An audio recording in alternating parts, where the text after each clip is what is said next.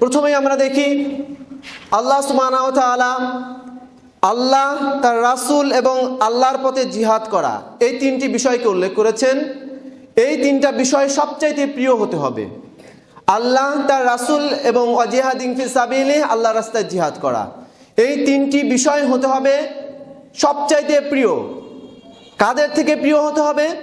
কোন সকল বিষয় থেকে প্রিয় হতে হবে সে কথা আল্লাহ সুবহানাহু ওয়া তাআলা পূর্বে উল্লেখ করছেন যে এই বিষয়গুলো যদি তোমাদের কাছে প্রিয় হয়ে যায় অপর তিনটি বিষয় থেকে যদি আর বাকি এই সকল বিষয়গুলো তোমাদের কাছে যদি প্রিয় মনে হয়, পছন্দের হয়, ভালোবাসার হয়, ওই তিনটার চাইতে বেশি হয়, তাহলে তোমরা আল্লাহর পক্ষ থেকে শাস্তি আসার তোমরা অপেক্ষা করো। সেই বিষয়গুলো হচ্ছে প্রথমেই তোমাদের বাবা মা।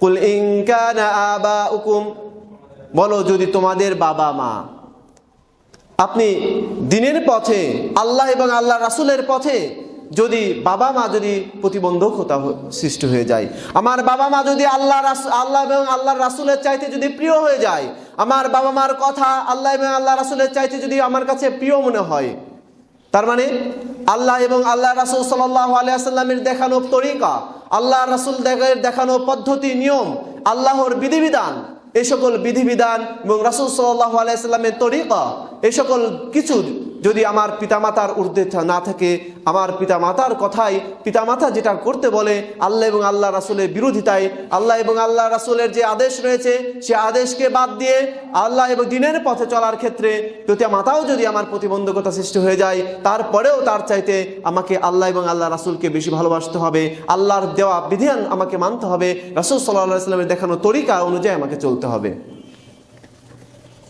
এজন্যই আল্লাহ সুবহানাহু ওয়া তাআলা প্রথমেই বলছেন কুল ইন কানা আবাউকুম, যদি তোমাদের এই বাবা মা তোমাদের যদি প্রিয় হয়ে যায়। আপনি দ্বীনের পথে চলতে গেলে এখন এমন একটি পরিস্থিতি এসে গেছে যে এখন আমাদের বাবা মা আমাদের জন্য দ্বীনের পথে বাধা। অনেক ক্ষেত্রে, সবার জন্য নয়, তবে অনেকের ক্ষেত্রে দ্বীনের পথে বাবা মা বাধা হয়ে যায়।